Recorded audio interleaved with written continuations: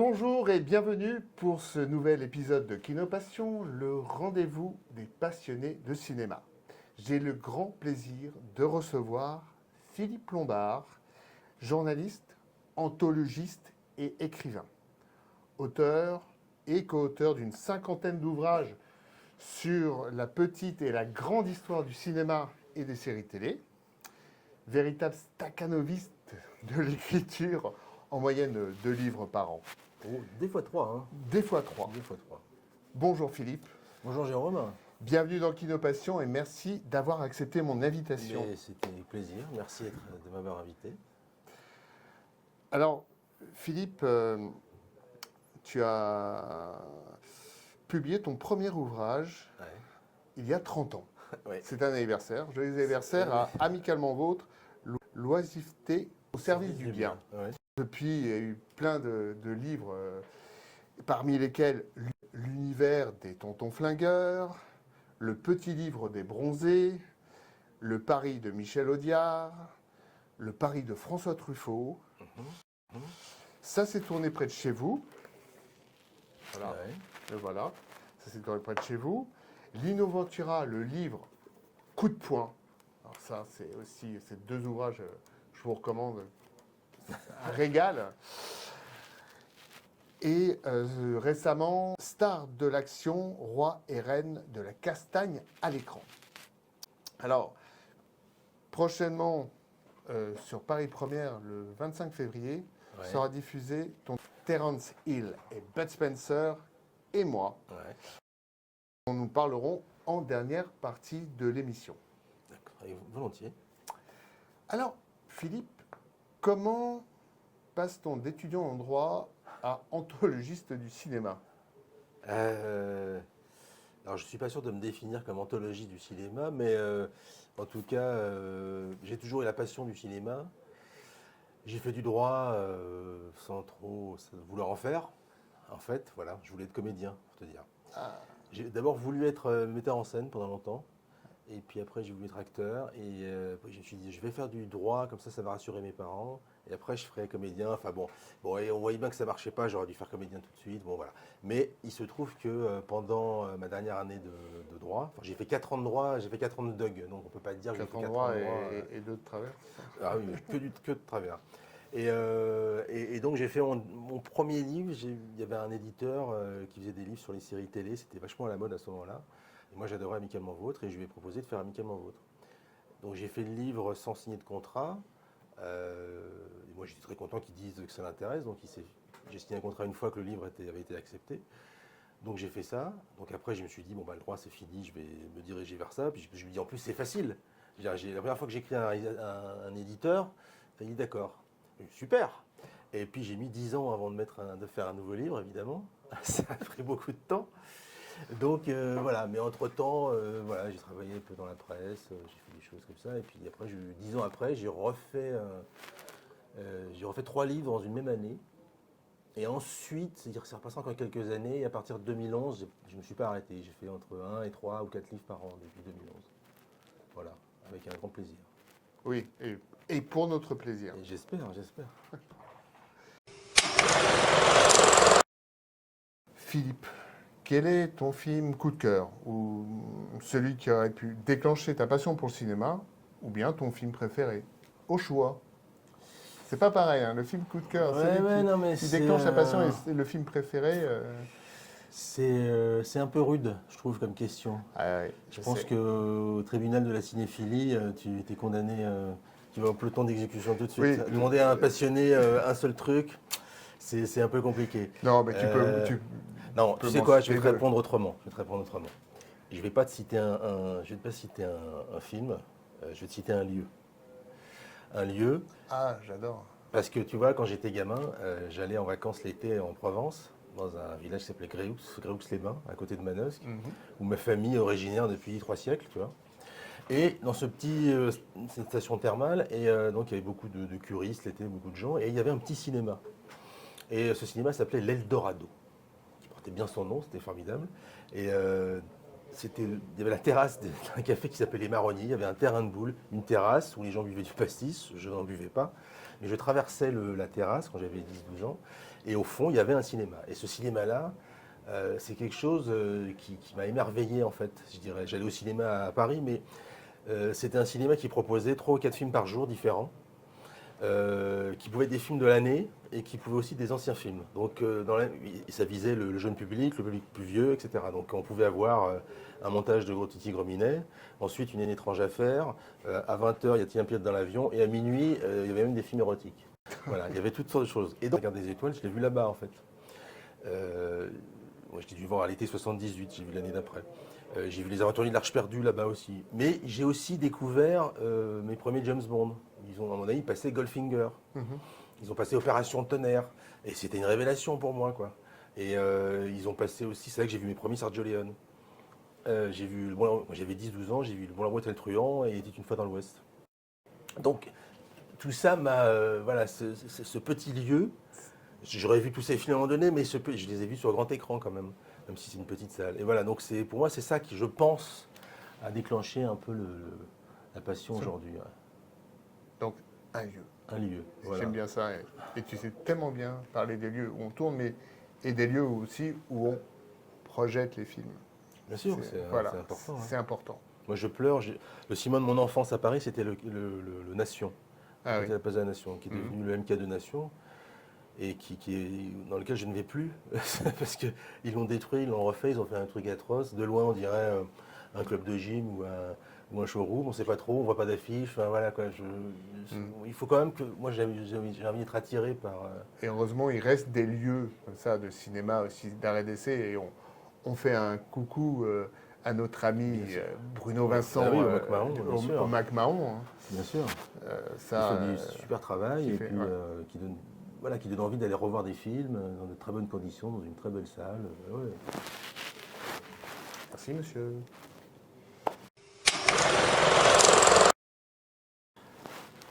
Pourrais-tu nous fredonner ta bande originale préférée? Oh là là, mais c'est pareil. Il y en a trop, quoi. Mais... Celle qui revient, allez. Non, mais si tu veux, attends. Voilà, attends. Là, je vais faire mieux que ça. Je vais te montrer un truc, je vais te sortir un truc.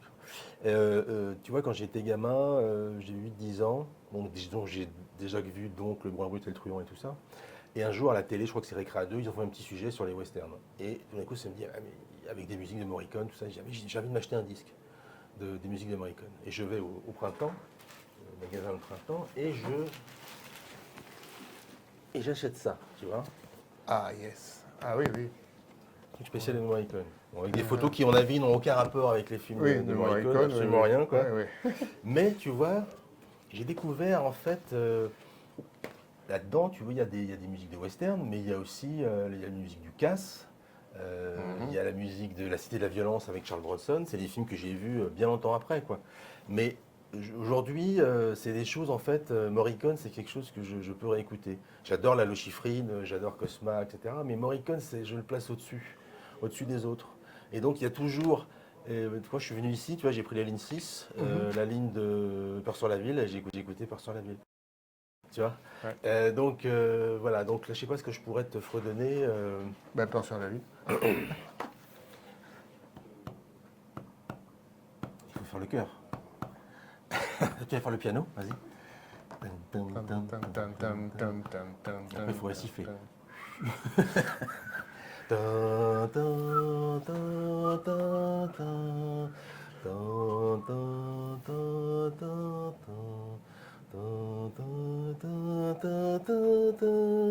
Bien bon, je vais pas tout refaire, mais voilà. Merci Philippe de te prêter au jeu.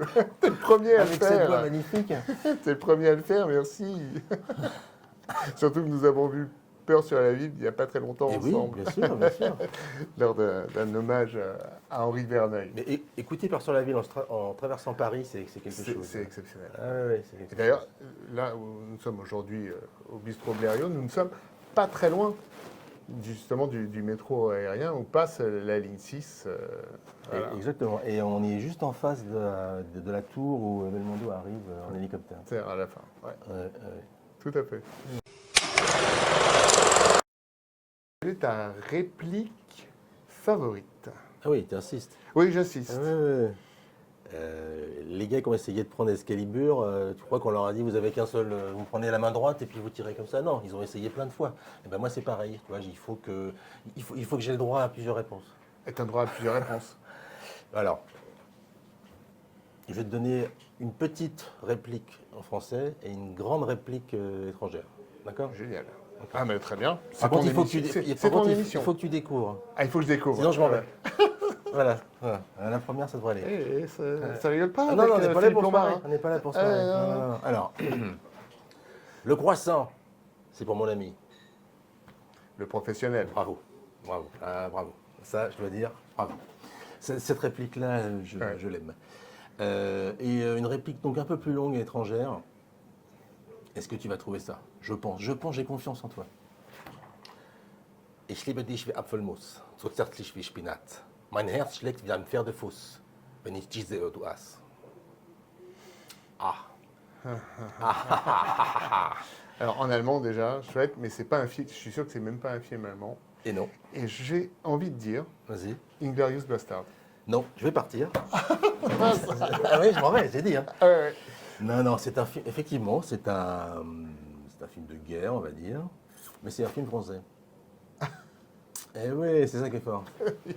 C'est une réplique de Roland Giraud dans Papy fait la résistance. Voilà. J'ai été trop vite, mais Voilà. oui. Et Oui. en fait, il est censé faire faire une citation et puis littéraire un peu. En fait, c'est un vrai truc, c'est une vraie chanson de carnaval en Allemagne et qui veut dire je t'aime comme de la compote de pommes, aussi tendrement que des épinards.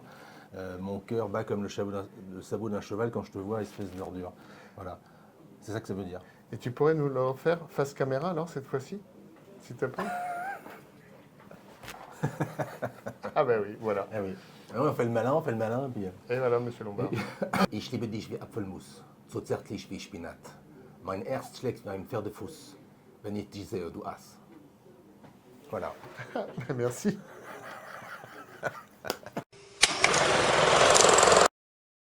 Pourrais-tu, cher Philippe, s'il te plaît, nous raconter une anecdote de rencontre? Oui. J'en ai une qui me vient assez facilement à l'esprit.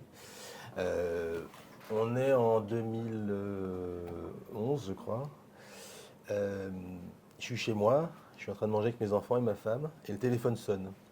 Et ça m'embête déjà. Et ma femme, en fait, qui sait exactement qui appelle en réalité, prend le téléphone et me le donne, d'office me le donne, je suis en train de manger, donc je ne suis pas très content. Et il y a quelqu'un avec une voix grave qui me fait « Monsieur Lombard ?» « Oui ?» Je suis avec ma fourchette, hein, je suis vraiment comme ça, quoi. « Monsieur Philippe Lombard ?» « Oui ?» L'auteur des grandes gueules du cinéma français. Oui, j'ai envie de dire oui. J'ai envie de dire, vas-y mon gars, vas-y, c'est qui je mange là? Il y a une petite pause dramatique et il dit, bonsoir, c'est Alain Delon. Et donc, je pense qu'il y a un blanc dans la conversation et je sais que la veille, en fait, vraiment la veille, je lui ai envoyé le livre. Parce qu'on m'avait dit, ouais, il faut que tu l'envoies à Delon. Tu sais, je ne pensais pas que ça l'intéresserait, mais en fait, si. Et j'ai dit, j'en ai parlé à personne parce que mon entourage, je sais qu'on va me faire des blagues et tout ça. Donc je lui dis, bah, c'est lui, quoi, parce que le mec, s'il limite, il est très fort. Donc c'est Alain Delon. Donc je me ressaisis et je lui ai dit, oui, excusez-moi, pardon, je suis un petit peu surpris. Oui, je sais, ça fait toujours ça. Donc là, tu sais que c'est lui, hein, Ouais. lui pour répondre ça. Il n'y a pas de doute. Et il me répond, il me dit voilà, j'ai reçu votre livre, je suis très content, ça m'a beaucoup touché, tout ce que vous avez raconté sur Ventura et sur Gabin. Donc ouais, c'est lui qui est content. Enfin, je suis assez. Je lui dis j'espère que j'ai pas fait d'erreur. Il me dit non, vous inquiétez pas, s'il y a des erreurs, de toute façon, c'est pas de votre fait. Puis moi, je vous le dirai. Donc après, rétrospectivement, je me suis dit mais ça veut dire que s'il me rappelle. C'est que je me suis gouré, j'ai fait des fautes, quoi, j'ai fait des conneries. Et en fait, il m'a jamais rappelé. Donc je pars du principe que c'est bon. C'est bon, le livre est sans faute, sans erreur factuelle, adoubé vraiment là. Et donc voilà, on n'a pas parlé très longtemps, mais je pense qu'il s'amusait bien en fait de l'effet produit, parce qu'il savait très bien que j'étais fan, vu le livre, vu la lettre que j'avais écrite, etc. Et après, on m'a raconté qu'effectivement, il faisait ça, en fait. C'est-à-dire que dès qu'on lui envoyait quelque chose qui concernait sa carrière, il remerciait vraiment, quoi. Il appelait ou il envoyait un mot, etc., quoi. J'ai trouvé ça assez dingue, quoi. Donc j'ai mis un peu de temps à m'en remettre là. Ouais, Voilà. je Et comprends. 10 ans après, le livre a été réédité. Avec l'attaché de presse, on s'est dit, on va lui envoyer quand même pour être sûr. Et il a rappelé pour me re-remercier 10 ans après. 10 ans après. Et c'était peu de temps. L'ambiance n'était pas la même, c'était peu de temps après la mort de Belmondo et on sentait qu'il était. Alors c'était vraiment le dernier, quoi. Mm. Moi, mon livre racontait l'histoire commune de Gabin, Ventura, Belmondo, Delon, quoi. Il restait plus que lui, quoi. Et à un moment donné, il me cite le sous-titre de la réédition qui était quand donc ces quatre-là dominaient le cinéma français, je crois que c'est ça, dominaient les écrans. Et il dit oui, c'est vrai, c'est exactement ça. Mais maintenant, on domine nos tombes. Voilà, donc il y avait ce côté toujours un peu, voilà, bon, je suis le dernier, voilà, il n'y a plus personne, c'est fini, tout ça. Mais voilà, donc je me suis encore confondu en remerciements et tout ça. Voilà. Et j'ai trouvé ça, voilà. Donc j'ai un souvenir d'un Delon que, que, que- que- que je chéris, en fait. Parce qu'en fait, c'est quelqu'un qui... il y a la caricature et il y a ce qu'il était vraiment, je crois. Mm. Voilà. Ouais. Oui, et c'est ce qu'on entend maintenant de plus en plus. Hein. Oui, oui, oui, C'est, vraiment, quoi. ouais. Et puis, c'était très touchant, cette façon d'être conscient, d'être le dernier d'un certain cinéma, d'une race d'acteurs et tout ça, quoi. D'un clan. Un clan, il savait très bien. C'est pour ça qu'il a refusé tous ces films là, pendant des dernières années, quoi. À chaque fois, on dit il va faire tel film, il ne le faisait pas parce qu'il ne voulait pas rater sa sortie de scène, etc. Enfin, voilà, je trouve ça, voilà, j'aime beaucoup cet homme. Merci pour cette belle anecdote de rencontre, Philippe. Mais je t'en prie. Quel est l'objet cinéma que tu as choisi de nous présenter et pourrais-tu nous en raconter son histoire, s'il te plaît? Ah, c'est un truc que j'ai eu il n'y a pas très longtemps, qu'on m'a offert gentiment. C'est quelque chose qui dormait dans un grenier depuis 40 ans. C'est un ami à moi qui me dit un jour, tu sais, quand j'étais gamin, mon père est revenu du travail et puis il m'a amené plusieurs objets, dont un signé par l'acteur en question. Alors, je vais sortir ça. D'accord. Alors, Ah, qu'est-ce que c'est? Qu'est-ce que c'est? un lingot. Un lingot d'or en bois. Ouais. Un Voilà. lingot d'or en bois. Voilà. Et Mais- il se trouve que donc, le père de cet ami travaillait dans des anciens ateliers de confection rue des Arquebusiers. Et Henri Verneuil, rien de moins, est venu tourner dans le sous-sol. Ils ont reconstruit le coffre-fort des Morphalous. Et donc, la plupart des scènes extérieures sont tournées en Tunisie, mais Ouais. en intérieur, le coffre-fort, pourquoi c'était pas tourné à Boulogne ou autre, je ne sais pas, mais c'était dans le sous-sol d'un vrai immeuble. Et donc, il y avait toute la scène avec les lingots d'or qui sortent du coffre-fort, avec Ouais. François Perrault qui est là, etc. Et une fois qu'ils ont fini de tourner, ils ont un peu distribué, ils n'avaient plus besoin, ils ont distribué tous ces lingots, dont certains signés par Belmondo. Ce qui était pas mal. Donc, j'imagine mon pote gamin qui arrive, qui voit un lingot signé par Belmondo. Le mien n'est pas signé par Belmondo, Mhm. mais il est plus aussi doré et aussi or qu'il aurait pu l'être. Mais voilà, j'adore l'idée d'avoir Ah, ouais. Ça, c'est un lingot d'or des Morphalous. c'est Parce qu'en plus, c'est un film que j'aime chouette- bien. chouette C'est un objet, film que je défends toujours parce que ouais. on considère toujours que Les Morphalous, on a l'impression que c'est le pire film de l'histoire du cinéma. Moi, des mauvais films, j'en ai vu un paquet, et il ne fait pas partie des plus mauvais films. C'est sûr que non, quoi. Et donc, je trouve qu'il est tout à fait défendable, ce film. C'est juste un film de divertissement. Verneuil a fait ce film-là pour s'amuser après avoir fait des films sérieux à 1000 milliards de dollars et Ika. Ouais. Donc il a fait ça, voilà, c'est un film de guerre avec des types qui veulent récupérer des lingots d'or et qui vont échapper aux Allemands, etc. Enfin voilà, c'est assez fun en fait.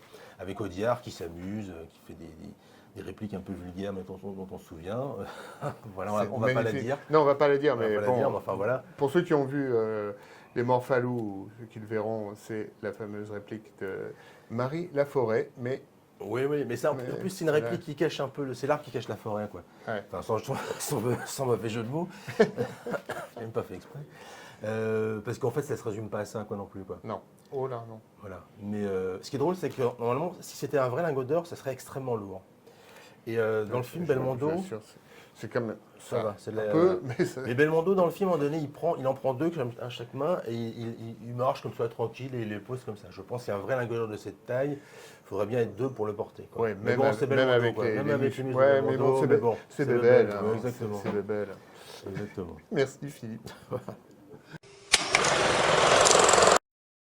À présent, parlons de ton actualité. Ouais, Mardi 25 février, à 22h45, ouais. sur Paris Première, sera diffusé ton documentaire Terence Hill et Bud Spencer et moi, Et voilà. que tu as écrit, qui est réalisé par Julien Dubois, produit par La Belle Image. Si j'ai eu le privilège de le Immense. voir. Ouais, immense Immense privilège, mais privilège. oui, merci. En avant-première, et je me suis régalé. Je me suis régalé. Tant mieux, Alors, tant mieux. comment t'es venue cette belle idée de rendre hommage à ce duo mythique de la fin des années 70 et des années 80? Moi, j'ai toujours été fan de ces deux-là. Dans mon petit cinéma provençal, Eldorado, j'en ai vu à ce moment-là aussi. J'en ai vu à la télé, j'en ai vu quand ils sortaient, j'en ai vu en VHS. Et moi, ça m'a bercé mon enfance, quoi. Il y avait Belmondo, il y avait De Funès, il y avait James Bond, il y avait Star Wars et il y avait Terence Hill et Bud Spencer. Comme tous les gens, beaucoup de jeunes monde de notre âge, quoi. Et donc, moi, j'ai toujours aimé ces comédies d'action. Et j'ai toujours eu envie un jour d'écrire dessus, d'écrire sur eux, de raconter leur histoire. Parce qu'en France, finalement, il n'y a pas grand-chose qui existe sur eux. Ils commencent un peu à tomber dans l'oubli, parce que se souviennent d'eux uniquement ceux qui ont notre âge et qui ont vu ça quand ils étaient gamins. Alors qu'il y a des pays, en Allemagne, c'est dingue, quoi. En Allemagne, il y a un musée, quoi. À Berlin, il y a un musée qui leur est consacré, quoi. Ouais. Je veux dire, à Naples, il y a une statue grandeur nature de Bud Spencer, quoi. Donc moi j'ai toujours conservé des choses, archivé des choses, lu beaucoup de choses. J'ai écrit des articles sur le sujet. J'ai même fait une chronique sur France Info sur On l'appelle Trinita. Parce que j'avais le choix de faire de tout ce que je voulais raconter, donc il faut que je raconte ça, sinon personne ne va le raconter, quoi. Voilà. Et puis il se trouve que là je prépare un livre sur le sujet. Et il y a un an, un des producteurs de La Belle Image, avec qui j'avais fait un documentaire sur le cinéma d'espionnage post-guerre froide il y a 10 ans, le hasard fait qu'on lui parle de mon prochain livre et il me dit mais pourquoi on ne ferait pas un doc pour Paris Première, ils aiment bien ce genre de sujet, est-ce que ça va? Très bien. Donc ok, donc j'ai été engagé pour écrire à la base un documentaire sur l'histoire du duo, quoi, avec des intervenants, etc. Et puis le réalisateur, Julien Dubois, lui, quand il a vu que j'étais un dingo du sujet depuis l'enfance, etc., il s'est dit on va me mettre moi comme fil directeur du livre, du film. Ce qui n'était pas du tout mon idée. Je ne me serais jamais dit je vais faire Terence Hill, Bud Spencer. Et moi, ça m'aurait semblé un peu prétentieux dès le départ de proposer ça. Mais lui, il voyait ça comme ça et finalement, c'était très intéressant de voir parce que Terence Hill, Bud Spencer, on associe toujours ça à l'enfance en fait. On a toujours un souvenir d'enfance, donc il ne faut pas prendre le truc de haut, le mépriser. Donc au contraire, moi je suis un ancien enfant, tu vois. Et l'ancien enfant, il est bien présent, quoi. Il est très là. J'imagine, je suis sûr que toi aussi. Mais pareil, Voilà. parce que justement, j'allais dire, en regardant ton documentaire, j'ai fait un beau voyage dans nos souvenirs d'enfance. Bien sûr, bien sûr. Avec ce duo éternel. Et tu m'as même donné envie de revoir ou de voir leurs films que j'ai pas vu depuis des années, où je me disais, bon, peut-être que, bon voilà, j'en avais vu comme toi 2 ou 3 au cinéma à l'époque. Ouais. Je sais que ça m'a amusé, j'avais même pas 10 ans, quoi. Et à l'âge adulte, voilà. Mais là, tu m'as vraiment, écoute, sincèrement donné l'envie. On a bien travaillé alors. Ah ouais, vous avez très très bien travaillé. Je vous recommande, si vous avez Paris Première, de regarder ce documentaire, donc à partir du 25 février, parce qu'après on peut voir sur les replays aussi du groupe. Ouais. Du groupe. Voilà, donc merci Philippe. Merci. Merci pour notre génération d'avoir fait ce doc. Et alors, ta deuxième actualité, c'est pour le mois de mai. Ouais. Ton nouveau livre, qui s'appelle Almeria 68, des stars, du sable et des larmes, aux éditions Hugo. C'est mystérieux comme sous-titre. C'est mystérieux. De quoi ça parle? Alors, de quoi ça parle? Quoi donc? C'est pas très pensé ce que je viens de dire. Almeria 68, donc c'est un sujet auquel je pense depuis 10 ans. En fait, ça évoque. Donc, Almeria, c'est une région du sud de l'Andalousie, plutôt désertique, où se sont tournés beaucoup de westerns italiens et américains, parce que ça pouvait représenter l'Arizona, le Nouveau-Mexique ou ce qu'on voulait. Donc Sergio Leone a tourné ses westerns là-bas. Il y a eu plein de westerns américains, parce que ça coûtait moins cher, qui sont venus là aussi. Il y a eu des films de guerre, Laurence d'Arabie aussi, un peu Cléopâtre, enfin beaucoup de choses. Il y a pas eu Taxi pour Tobruk aussi? Taxi pour Tobruk, évidemment, c'est un des premiers au début des années 60. Il y a toute une petite partie de désert de sable. Et donc ils ont tourné vraiment en faisant croire qu'ils faisaient des centaines de kilomètres, mais en fait c'était sur 5 kilomètres sur 3, quoi, enfin à peu près, quoi. Et en fait, entre janvier et mars 68, beaucoup de gens sont venus tourner des films. C'est Brigitte Bardot et Sean Connery qui viennent tourner un western, Chalaco. Michael Caine vient tourner un film de guerre qui s'appellera Enfant de salaud. Et Robert Hossein tourne avec Michel Mercier Une corde Colt. Hein, ouais. Et il y a aussi d'autres petites productions italo-espagnoles qui sont autour, etc. Donc il y a beaucoup de gens dans un endroit où, à ce moment-là, le tourisme n'est pas encore bien développé. Il n'y a pas grand-chose, il y a 2 hôtels, il n'y a rien à faire. Et tous ces gens-là, et la partie désertique où on tourne, ils sont quasiment un peu les uns sur les autres. C'est-à-dire que les tournages au télescope, quand vous dites OK aux cascadeurs pour qu'ils partent à cheval comme ça, le OK peut être entendu sur la même fréquence par sur un autre plateau, et les mecs vont partir aussi alors que l'action n'a pas été lancée, quoi. La caméra ne tourne pas. Enfin, c'est un peu bordélique. Et dans tout ça, c'est un peu la fin des années 60. C'est-à-dire que Brigitte Bardot, on en a un peu ras-le-bol du cinéma. Michel Mercier vient de tourner son dernier Angélique et c'est un peu la fin de sa carrière. Sean Connery vient de tourner ce qu'il pensait de son dernier James Bond et il va galérer pendant quelques années. Enfin, ainsi de suite comme ça. Et Brigitte Bardot est obligée de quitter Serge Gainsbourg, parce qu'elle est encore mariée, pour aller tourner à Chalaco. Et dans la chanson de Serge Gainsbourg, Initials BB, qui est un hommage, à un moment donné, il dit, elle s'avança et prononça ces mots, Almeria. Et ça veut dire, voilà, elle arrive, elle me dit, je dois partir à Almeria, je te quitte et je m'en vais. Voilà, c'est ça que ça veut dire. Et il y a des trucs complètement déments qui arrivent, je ne vais pas tout raconter, mais par exemple, il y a Jane Birkin, qui est toute jeune, qui est en train de se séparer d'avec John Barry. Et son frère Andrew travaille sur le film de guerre avec Michael Caine. Donc elle vient avec son petit bébé, Kate. Elle est un peu perdue, elle n'est pas encore connue. Et elle est prise sous l'aile de Brigitte Bardot, qui la trouve charmante, etc. Et tout le monde l'adore, tout ça. Et après, elle finit par partir. Et 2 mois après, elle va rencontrer Gainsbourg. Et elle va, encore quelques mois après, réenregistrer Je t'aime moi non plus, qui avait été enregistré à la base par Bardot, quoi. Et donc là, les 70s, je dirais, commencent, quoi. Voilà, il se passe énormément de choses. Il y a des gangsters, il y a une princesse cachée, il y a énormément de choses. Alors, on ne va pas tout dévoiler, mais là je ne l'ai pas vu. Mais une anecdote, tu parlais de Robert Hossein, merci, et une corde, un Colt. La légende urbaine dit que Sergio Leone, qui tournait sur un studio à côté, serait venu sur le plateau de Robert et aurait peut-être tourné un plan, un plan. Oui. Alors, le problème de cette histoire-là, c'est que je pense que ça relève aussi un peu de la légende. Ouais. Il faut savoir que ils étaient très amis, Robert Hossein et Sergio Leone. Ils se connaissaient très bien. Et Sergio Leone avait proposé à Robert Hossein un rôle dans Il était une fois dans l'Ouest. Il devait faire un rôle qui finalement est joué par Lionel Sanders, qui tient une espèce de truc étape là, qui fait écurie, bain, etc. Où arrive au début Claudia Cardinal. Finalement, il ne le fera pas. Et en échange, il a demandé à Sergio Leone de tourner un rôle dans Une corde Colt. Il devait jouer le rôle d'un tenancier d'hôtel, mais qui a vraiment une petite scène symbolique. Donc Léon a vraiment tourné ça. Il a vraiment tourné lui-même en tant qu'acteur. Et quand il a vu les rushs, il a dit, mais les chevaux, ils jouent mieux que moi. Donc non, c'est pas possible, je suis un très mauvais acteur, donc il faut me remplacer. Donc effectivement, il l'a remplacé par un autre acteur. Après, l'idée qu'il a pu tourner un plan ou une scène d'une corde Colt, c'est un truc qui est dit par Robert Hossein, mais que par lui.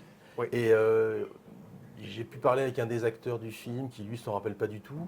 Et je pense que s'il avait tourné un plan, il s'en rappellerait, Léon. Enfin, voilà, donc, voilà, je sais pas. Voilà, il y a des choses que j'ai pas mises quand j'en suis pas certain.